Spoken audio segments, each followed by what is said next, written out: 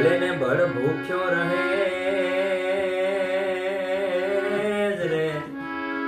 પણ ભલે ને ભળ ભૂખ્યો રહે હન લાગણા કરેલા હે, પણ એ તો કોઈ દી ના ખાવે હે, એ તો કેહર વનનો કેહવા હે, પણ એ તો કોઈ દી હે ના ખાવે હે,